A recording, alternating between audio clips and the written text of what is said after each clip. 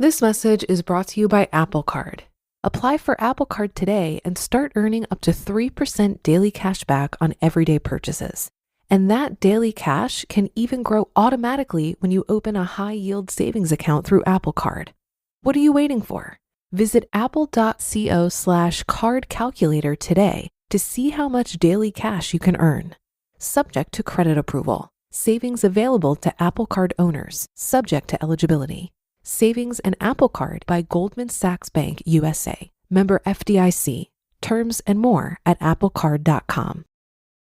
Why does the United States pay higher drug prices than other countries? Because America's the only country in the world where 340B hospitals mark up drug prices and PBM middlemen charge billions in hidden fees. Meanwhile, Americans subsidize the research and development for new cures. Other countries benefit, but don't pay their fair share. Crack down on the middlemen. End the free riding. Lower drug prices. Go to balancethescales.org to learn more. Paid for by Pharma. This is Optimal Finance Daily, Financial Locker Room Talk by ESI of esimoney.com. If you've been listening to ESI Money for more than 15 seconds, you know that I'm not a big fan of financial advisors. This stems from a couple of issues. First, I'm a big believer in DIY finances. The concepts that will make you rich are not that hard to learn, so anyone can do it. And there really aren't that many things you need to master to become wealthy, so it doesn't take a lot of time. In fact, if you just read 5 books and apply what they say, you'll be ahead of at least 90% of the population. In other words, there's no reason you can't be your own money manager and be quite good at it. Second, many or most financial advisors aren't really money experts. They're sales experts. They know less about money than most people listening to this post, but they're awesome at selling and turning your money into their money, or at least they get a portion of it. A financial advisor is born. I was at the gym a month ago in the locker room before a workout. I was getting dressed amid the hustle and bustle of everyone having to rush to work when I heard 2 guys chatting in the set of lockers next to mine. It was all pretty innocuous stuff, family, kids, etc., and I wasn't paying attention to them until one guy said, "Hey, how's the work situation going?" The other guy responded, "Oh, I forgot to tell you, I quit. It was just too stressful.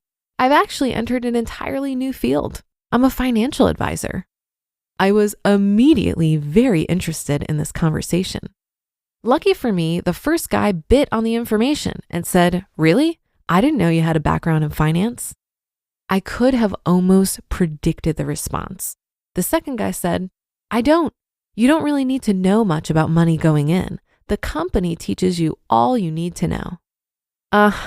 I bet they teach you all you need to know. But then it got better. He said, "It's really a sales job more than anything." "Really, you don't say." Then he added, "Really, selling insurance is what I'm doing. They call me a financial advisor because it sounds better, but I'm really mostly an insurance salesman. I don't think I'll stick with it long, but for now, it's better than the last job." After that, the conversation went in another direction, and I walked upstairs to work out. I guess I shouldn't be surprised at stuff like this after all these years, but it's still almost impossible to believe it every time I hear it. By the way, the conversation previously mentioned is paraphrased. I did not whip out my phone and begin recording them, but the words are close and the spirit of the conversation is what I wanted to share. The highlight reel. Let's break down the highlights of this short conversation, which show just how bad some financial advisors are these days.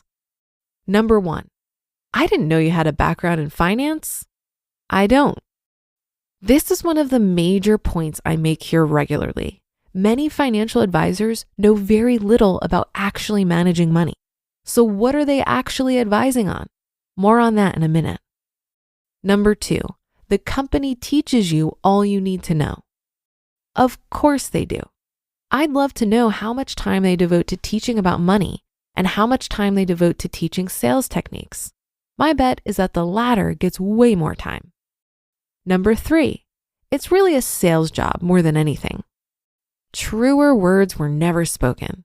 Of course, if they're offering value, then why not pay them a fee? But the data seems to suggest that for people with even basic money knowledge and self-control, financial advisors are not worth the fees they charge. Number 4, really selling insurance is what I'm doing. Oh, selling insurance.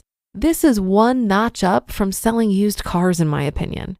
Yes, there are good insurance agents out there, of course, but many are the slick Willy sort that make most of us want to lose our lunch.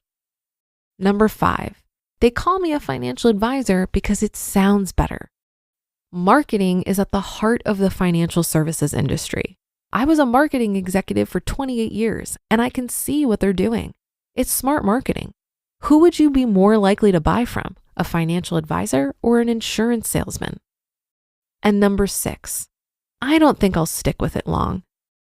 2 things you want when you do buy financial products or services is 1, a person who both has lots of knowledge and experience, and 2, someone who will also be around for a while in case you need the insurance in this case.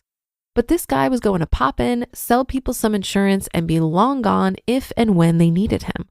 Sure, the company would take over administering the policy, but I think most people would want to talk to their agent if they needed help.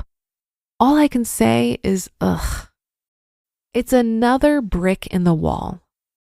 Not sure we can learn anything new from this conversation, but it does reinforce a lot of what we already know, including number 1, many financial advisors know little about managing money. In fact, if you're a regular reader of this blog, you probably know more than they do. Number 2, many financial advisors are really just salesmen. They want to sell you financial products and services. That's it. If you're better off as a result, I'm sure they're happy with that. But if you're not better off, they can probably live with that too. And number 3, many financial advisors are in and out of the profession. Their last job wasn't going well, so they decided to get into financial planning. Not because they were knowledgeable at it, not because they loved the topic, not because they wanted to help people, but because they needed a job. That's it. And when the job stops being better than other options, they're off to the next thing. Anyway, I just had to share this with you. It was too good to let pass by. You just listened to the post titled Financial Locker Room Talk by ESI of esimoney.com. If you've shopped online, chances are you've bought from a business powered by Shopify. You know that purple Shop Pay button you see at checkout? The one that makes buying so incredibly easy? That's Shopify. And there's a reason so many businesses sell with it, because Shopify makes it incredibly easy to start and run your business. Shopify is the commerce platform behind 10% of all e-commerce in the US, from household names like Mattel and Gymshark to brands just getting started. Shopify gives you that leg up from day one with hundreds of beautiful, ready-to-go templates to express your brand style and forget about the code. If you want to see less carts being abandoned, it's time for you to head over to Shopify. Sign up for your $1 per month trial and start selling today at shopify.com/OFD. Go to shopify.com/OFD. Shopify.com/OFD. When investing your money starts to feel like a second job, Betterment steps in with a little work-life balance. It's the automated investing and savings app that handles the work so you don't have to. While they build and manage your portfolio, you build and manage your weekend plans. While they make it easy to invest for what matters, you just get to enjoy what matters. Their automated tools simplify the complex and put your money to work, optimizing day after day and again. So go ahead, take your time to rest and recharge, because while your money doesn't need a work-life balance, you do. Make your money hustle with Betterment. Get started at betterment.com. That's BETTERMENT.com. Investing involves risk, performance not guaranteed.